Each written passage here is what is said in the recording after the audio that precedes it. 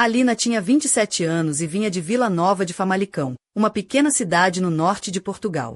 Antigamente, aquela região era conhecida pelas suas indústrias têxteis, mas os tempos tinham mudado, e, com eles, as pessoas e as suas histórias. Alina já não vivia ali há anos. Primeiro estudou na Universidade do Porto, depois mudou-se para Lisboa, onde conheceu Miguel. Miguel apareceu na sua vida de uma forma tão banal quanto inesperada, numa farmácia na Baixa Lisboeta. Ele estava na fila à espera de vitaminas para o seu cão, enquanto ela procurava um penso rápido para uma bolha que lhe tinha aparecido num pé, consequência dos sapatos novos que mal tinha conseguido estrear. O encontro parecia um clichê, mas foi ali, entre prateleiras de medicamentos e conversas tímidas, que começaram a falar. Miguel mostrou-se delicado, confiante e surpreendentemente moderno. Alina estava habituada a homens mais rudes, com uma linguagem seca e pouco espaço para sentimentalismos. Mas Miguel era diferente. Ele sabia escutar. Passado um mês, ele surpreendeu-a com um pedido que a deixou desconcertada. Já queria vê-la em casa todas as noites, envergando um roupão, meias de renda, nos seus braços. Miguel tinha um jeito único de a convencer a sair da sua concha e abraçar uma versão de si mais audaciosa. Durante o noivado, insistia para que ela se vestisse com vestidos justos, decotes ousados e saltos altos. Alina sentia-se envergonhada, quase como se estivesse a trair a sua antiga prudência, mas Miguel dizia-lhe: não deves, podes. Só tens de ser tu mesma. A tua versão mais corajosa. Casaram numa quinta charmosa perto de Sintra, num dia de primavera quase secreto, só os dois, como Miguel queria. Ela usava um vestido bege de renda com as costas nuas, luvas de seda até o cotovelo, e sem soltim. O vestido fora escolhido por ele, um gesto que na altura parecia-lhe um capricho, mas que agora ela sabia ser o ensaio para sua nova vida. Depois do casamento, as coisas começaram a mudar. Miguel começou a trazer os amigos para casa, o João, o Pedro, o André. As noites passavam-se entre conversas, copos de vinho e risadas na sala, onde ela tinha de estar sempre impecável, vestidos curtos de seda, batom vermelho, saltos altos. Miguel comprava os seus outfits, embrulhados com laços, e ela sentia-se desconfortável, mas ele sussurrava-lhe ao ouvido: quando estás ali, com essa lingerie por baixo, és a musa deles. A minha. Não te preocupes com eles. Tu brilhas. Alina. Numa noite, ela tentou resistir. E se eu não quiser ser o centro das atenções? Miguel aproximou-se, encostou-a à parede, e com um dedo tocou-lhe no pescoço, dizendo baixinho: então nunca vai sentir o que é ser desejada por todos. Eu quero que sintas isso. E ela acabou por se deixar levar. Um ano depois, Miguel teve que partir para o Porto por trabalho durante vários meses.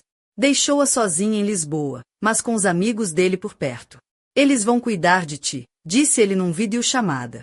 E assim começou uma nova etapa, que parecia normal, mas estava longe de ser. João trazia as compras, Pedro consertava torneiras, André apareceu um dia com uma caixa de chocolates dizendo: o Miguel sabia que gostas de frutos secos no chocolate. Um destes dias, João propôs: que tal irmos passar o fim de semana num spa em Óbidos? Miguel aprovou na mesma chamada. Alina ficou surpresa, uma rapariga sozinha com 3 homens, sem o marido. Mas Miguel garantiu, e ela aceitou. Dentro dela, 2 Alinas batalhavam, a antiga, tímida e contida, e a nova, livre e quase atrevida. A nova venceu. Fez a mala, escolheu o body mais transparente, a camisola de renda e as meias de renda que Miguel lhe tinha oferecido no aniversário. Algo lhe dizia que aquele fim de semana iria mudar tudo. Partiram de madrugada. João ao volante, Pedro cochilava no banco da frente, André ao seu lado, mexendo no telemóvel para escolher a música. A viagem até o spa em Óbidos durou 3 horas, mas pareceram minutos. Eles eram amigáveis, brincavam, punham jazz suave, ofereciam café quente de termos. O spa era velho, mas acolhedor. Casinhas de madeira entre pinheiros, junto a um lago. Ficaram num chalé com 4 quartos e uma sala comum. Alina escolheu o quarto mais afastado, com varanda, onde espalhou as suas coisas. Tirou do saco um roupão leve e a lingerie de renda creme, presente de Miguel, que ele lhe dissera: para te lembrares a quem pertenceis. Ao entardecer, foram dar um passeio junto ao lago. Alina vestia um vestido claro, uma camisa aberta e sandálias de plataforma. Estava fresco e ela usava um casaco leve, mas o vento mexia-lhe o vestido de maneira provocante. Os olhares deles eram demasiado atentos, especialmente João, que parecia medir até onde ela estava disposta a ir. Prepararam um jantar juntos. Ela fritava peixe, André cortava salada, Pedro servia o vinho caseiro. Tudo parecia tão natural, uma velha amizade, se não fosse aquele ligeiro ar de tensão que a fazia sentir a cabeça rodar. Pedro olhou para ela e disse: parece que saíste de uma capa de revista. Ela sorriu. Foi o Miguel que escolheu. André acrescentou, com um toque quase imperceptível na mão dela. Ele sabe o que faz. O toque foi mais do que acidental e deixou-a pensar ponto durante a noite. Os risos no salão entravam pelas paredes finas. Ela levantou-se, vestida com um robe curto e chinelos, e juntou-se a eles. Sentou-se perto de João, os joelhos tocaram-se, e embora no início quisesse afastar-se, acabou por se deixar estar. Miguel sabia e permitia. Eles não flertavam abertamente, apenas olhares e gestos subtis, uma proximidade delicada. Ponto na manhã seguinte, propuseram um mergulho no lago. O sol já brilhava alto, e André piscou-lhe o olho. Vamos aproveitar. Ela disse que só tinha fato de banho fechado, mentindo. João riu. Nem pedimos aberto, mas se for cavado, ninguém se importa. Alina foi para a água, um fato preto com alças finas e corte alto nas ancas. Trançou o cabelo num coque apertado. Ponto no cais de madeira. Eles já estavam dentro de água quando Pedro gritou. Anda, salta. Ela entrou devagar, sentindo a água fria colar-se à pele, como uma segunda pele. A água era límpida, mas turva no fundo. André aproximou-se, a mão deslizou por baixo da dela num gesto de apoio. Não tenhas medo, estamos aqui. João e Pedro ficaram um de cada lado. Alina sentiu-se como a protagonista de um filme de arte, rodeada de atenção e tensão pulsante, sem que ninguém ultrapassasse os limites. Quando saiu da água, a pele arrepiada não era só pelo frio. Sabia que algo estava prestes a acontecer, algo para que parecia ter sido preparada desde sempre. A manhã seguinte foi silenciosa, com um peso invisível no ar. Acordou com o sol a filtrar-se pelas cortinas leves, vestindo uma camisola de algodão branca quase transparente, tão simples que parecia invisível. Não se trocou, foi para a cozinha descalça, com o cabelo desalinhado e o rosto ainda sonolento, desejando que alguém a visse assim. André estava lá, a servir-se de café, com t-shirt e calças de desporto largas. Boa manhã, bela adormecida, murmurou, sem olhar para ela. E os outros? João foi correr na floresta, Pedro está a dormir na rede. Ficamos só nós dois. O olhar dele deslizou pelas suas pernas, subiu pelas costas. Ela fingiu não notar. Ele pousou a chave na sua frente e sentou-se. Sabes, és incrível, Alina. Por quê? Porque sabe ser mistério e revelação ao mesmo tempo. Isso é raro. Ela sorriu, mas por dentro tremia. Levantou-se de repente, sentiu o olhar dele entre as omoplatas, como dedos invisíveis, e foi tomar banho. Debaixo da água quente pensava onde estaria a fronteira entre o que já era e o que ainda estaria por vir. Será que já a tinham ultrapassado? Ao fim da tarde, rumaram para o outro lado do lago, onde havia um pequeno areal selvagem e umas pérgolas de madeira. Ela vestia uns calções de ganga curtos, uma camisa branca larga atada na cintura e sandálias finas de tiras. Deixou o cabelo solto. Por baixo dos calções, usava umas colantes transparentes ligeiramente brilhantes, um toque de fetiche que queria testar. Eles reagiram. João olhou demoradamente, depois aproximou-se e fechou-lhe um botão da camisa. O sol é forte, não te vais queimar, boneca. Era uma piada, mas dita com uma voz densa, envolvente. André sorriu, como se soubesse que tudo seguia um plano invisível. Pedro só estendeu um cobertor na areia. Deitaram-se juntos, ela entre eles. A conversa era leve, mas as mãos por vezes tocavam-lhe a cintura, mexiam-lhe no cabelo, com uma delicadeza quase profissional. Ela percebeu que não queria levantar-se, vestir-se de novo com roupa mais séria, nem voltar à vida antiga. Ao anoitecer, João propôs. Vamos fazer uma sessão fotográfica. A luz está incrível, e eu tenho uma máquina boa no carro. E quem é a modelo? Perguntou, embora já soubesse a resposta. Tu. Claro. Ela trocou de roupa para um vestido comprido e translúcido cor de champanhe, descalça, com o cabelo molhado ainda solto. Começaram com fotos tradicionais. Eu junto à água, sentada na pedra, entre os pinheiros. Depois ele sugeriu, agora, algo mais atrevido. Senta-te no cais, morde o dedo, olha para a câmara. Pode ser que levantes um pouco o vestido na coxa. Ela fez tudo com pequenas e cuidadosas provocações, milímetro a milímetro. Eles apenas clicavam o obturador, sem comentários, a respiração pesada. Quando voltou para o chalé sentiu que tinha deixado cair mais do que roupa. No banho, lavou a poeira da estrada e as dúvidas que a tinham perseguido. Ao jantar apareceu com um vestido fino, quase transparente, sem lingerie. Sentia-se ao mesmo tempo frágil como vidro e invencível. André abriu uma garrafa de vinho, Pedro acendeu velas, João tirou a câmara, mas não a ligou, só olhava. Foi então que o telefone tocou. Era Miguel. Ela atendeu e saiu para a varanda. Como estás? Perguntou ele. Os passos de Alina ecoavam pela trilha estreita que serpenteava entre os pinheiros altos da Mata Nacional do Bussaco. O luar filtrava-se por entre as folhas, desenhando manchas prateadas no chão úmido, enquanto um vento frio brincava com as franjas do seu casaco longo. Cada som parecia amplificado naquela noite silenciosa, o farfalhar das folhas, o bater dos seus saltos finos contra a madeira dos passadiços, o seu próprio respirar acelerado. O coração ainda lhe martelava no peito, não de medo, mas de excitação pelo desconhecido que esperava. Tinha abandonado tudo, o conforto, as regras, até o amor que pensava conhecer. Agora era apenas Alina, envolta em rendas vermelhas, máscara preta, e uma coragem que nunca pensara possuir. A sombra que sentirá na floresta parecia segui-la, uma presença invisível, mas palpável, que a fazia olhar por cima do ombro. Mesmo sabendo que ninguém estava a ponto por entre os troncos, surgiu uma figura. Não era nenhum dos 3 homens que a tinham acompanhado até ali, nem Miguel, que ainda permanecia no ecrã do portátil. Era alguém diferente. Alto, vestido com um sobretudo escuro, o rosto oculto por um capuz. Quando se aproximou, a luz da lua iluminou parcialmente os seus traços. Um homem com olhos tão profundos que pareciam guardar segredos antigos, uma barba por fazer que lhe conferia uma aparência rústica, quase selvagem. Finalmente, Alina, disse ele com uma voz grave, carregada de mistério e uma ponta de humor. Estava a pensar que ias fugir para sempre. Ela engoliu em seco, tentando controlar o tremor que percorria o seu corpo, mas não conseguiu evitar um sorriso irônico. E tu és? Perguntou, mantendo a máscara, como se fosse uma armadura.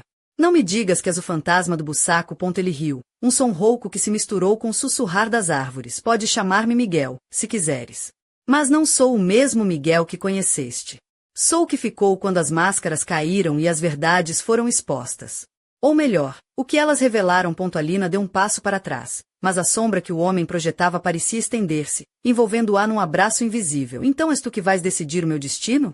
Desafiou, a voz firme apesar do frio que lhe subia a espinha. Ele inclinou a cabeça, observando-a com um olhar que misturava admiração e tristeza. Não, Alina. Não vou decidir nada. Só estou aqui para mostrar-te que a liberdade tem um preço. E que a verdade, quando descoberta, pode ser uma faca de 2 gumes. Ela franziu o sobrolho, sentindo a intensidade do momento. O silêncio instalou-se entre os dois, apenas interrompido por um grilo que cantava ao longe, como se fosse o maestro daquela sinfonia noturna. Então o que queres de mim? Perguntou, finalmente. Miguel afastou o capuz, revelando um sorriso enigmático. Quero que escolhas, Alina. Entre a ilusão confortável que deixaste para trás e o abismo da autenticidade que te espera. Mas aviso-te, nem todos os que seguem este caminho sobrevivem para contar a história. Ela sentiu um arrepio percorrer-lhe a espinha, mas, ao olhar para o lago que brilhava ali perto, percebeu que não havia regresso. Estou pronta, disse, a voz firme e decidida. Mostra-me o que há para ver. Miguel estendeu a mão, e ela hesitou por um momento antes de aceitar. Ao toque, um calor inesperado percorreu-lhe o corpo, como se uma corrente elétrica tivesse despertado algo adormecido. De repente, a luz da pérgola apagou-se, mergulhando-os numa escuridão quase total. Apenas a lua continuava a brilhar, e os olhos de Miguel cintilavam como estrelas. Bem-vindo ao verdadeiro jogo, Alina, murmurou ele, enquanto se afastava na penumbra. Ela ficou ali, sozinha com as suas dúvidas, medos e uma sensação crescente de que o que estava para vir não seria nada menos do que uma revolução pessoal. Naquele momento, um som distante quebrou o silêncio. Um telefone a tocar, um alerta no telemóvel que ela nem sabia que tinha consigo. A mensagem apareceu no ecrã. Estás pronta para o próximo passo? A resposta está nas sombras. Alina engoliu em seco. O mistério apenas começava.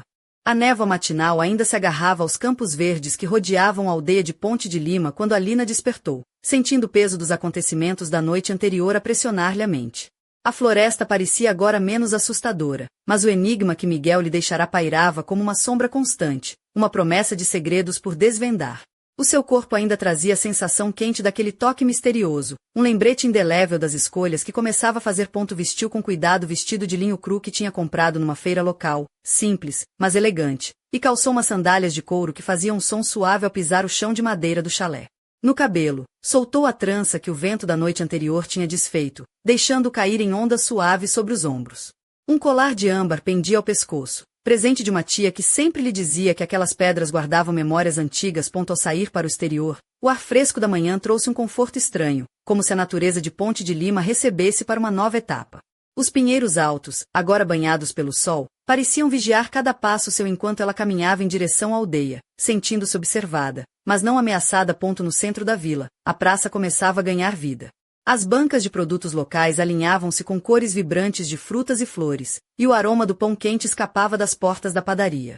Alina sorriu ao ouvir um velho vendedor de castanhas a fazer uma piada ao seu amigo, algo sobre as meias rendadas que aquecem mais que o fogo da lareira. A leveza daquela cena contrastava com o turbilhão dentro dela. Enquanto caminhava, reparou numa pequena livraria com a montra coberta de livros antigos e manuscritos. Algo a puxou para dentro, e logo o cheiro a papel envelhecido e madeira encerada a envolveu. Atrás do balcão, um homem de meia idade, com óculos redondos e um sorriso afável, saudou-a. Procuras algo especial? Perguntou, com a voz tranquila de quem conhece histórias além das páginas. Alina hesitou, então respondeu: talvez algo que me ajude a entender o que aconteceu comigo, ou quem eu devo ser agora. O homem acenou, retirando um livro de capa preta e letras douradas que parecia quase brilhar sob a luz tênue da loja. Este é para ti, disse ele, entregando o livro com cuidado. Chama-se Máscaras e Sombras. Dizem que quem o lê não volta a ser o mesmo. Ela folheou as páginas, encontrando símbolos, contos e enigmas que pareciam falar diretamente ao seu coração. No final, uma anotação manuscrita dizia, para Alina, que escolheu ver para além do véu. A jornada é só o começo. Fora da livraria, o céu começava a escurecer, e uma chuva fina começou a cair, molhando lentamente as pedras da rua. Alina apertou o livro contra o peito, sentindo uma mistura de medo e excitação. Sabia que o mistério de Miguel era só uma parte de algo muito maior, e que a resposta estava escondida nas entrelinhas daquela aldeia aparentemente pacata. Ao virar para regressar ao chalé, ouviu passos rápidos atrás de si. Virou-se e encontrou uma jovem de cabelos negros, vestindo um casaco vermelho vibrante, com olhos que brilhavam de urgência e segredos. Alina, não está segura aqui, sussurrou a rapariga, puxando-a para um beco estreito. Eles estão a observar-te. E o Miguel, ele não é quem dizes. Alina sentiu um calafrio e, pela primeira vez desde que chegará, percebeu que o jogo em que entrará era muito mais perigoso do que imaginava. O passado, o presente e o futuro entrelaçavam-se numa teia da qual talvez não houvesse escapatória. E enquanto a chuva aumentava, a jovem entregou-lhe um pequeno envelope selado com um símbolo enigmático, uma máscara com uma teia de aranha. Abre quando estiveres só. E desapareceu tão rapidamente quanto aparecerá. Sozinha, com o coração a bater descompassado, Alina sabia que aquele era o verdadeiro ponto de viragem. A máscara que usava não era apenas um acessório, mas um convite para descobrir quem realmente era, e, talvez, quem teria de deixar para trás. O mistério aprofundava-se, e o próximo passo seria decisivo. Quem teria enviado aquela mensagem? Quem observava Alina e por quê? E, acima de tudo, estaria ela pronta para enfrentar a verdade, mesmo que essa a consumisse por completo? O sol começava a desaparecer atrás das colinas verdes de Monchique quando Alina entrou no pequeno chalé que alugara para os próximos dias. A chuva fina ainda tintilava nas janelas, deixando o ambiente úmido e perfumado a terra molhada, uma fragrância que lhe trazia memórias de infância, mas também um pressentimento inquietante. Com as mãos trêmulas, sentou-se à mesa de madeira rústica e abriu o envelope que a jovem misteriosa lhe entregará na vila. Dentro, encontrou uma carta escrita à mão, a tinta negra quase a escorrer nas bordas do papel, e um pequeno chaveiro em forma de máscara, esculpido em prata envelhecida, com detalhes que lembravam uma teia de aranha. A carta dizia: Alina, nem tudo é o que parece, e nem todos os que sorriem são amigos. Miguel esconde segredos que podem destruir tudo o que acreditas. Confia apenas na tua intuição e procura o farol quando a escuridão te envolver. O R final deixava mais perguntas do que respostas. Quem seria essa pessoa? E como saber se podia confiar nela? Será que este R era um aliado ou mais um jogador naquele intricado tabuleiro onde Alina se encontrava perdida? Enquanto refletia, o telefone tocou. No ecrã, um número desconhecido piscava insistente. Com o coração acelerado, ela atendeu. Alina? A voz do outro lado era suave, mas carregada de urgência. Sou o Rui. Preciso que me escutes com atenção. Estás em perigo. Antes que pudesse perguntar quem era ou o que queria dizer, a ligação caiu. Ela tentou voltar a ligar, mas o número já não estava disponível. A ansiedade crescia, misturada com uma curiosidade quase irresistível. Alina sabia que não podia voltar atrás, que a sua vida se tinha tornado numa encruzilhada de escolhas perigosas e sedutoras. Precisava de respostas, mas também de aliados. Na manhã seguinte, vestiu um casaco verde escuro e calçou botas de couro que fariam pouco barulho na floresta. Pegou no chaveiro e guardou no bolso, como um talismã.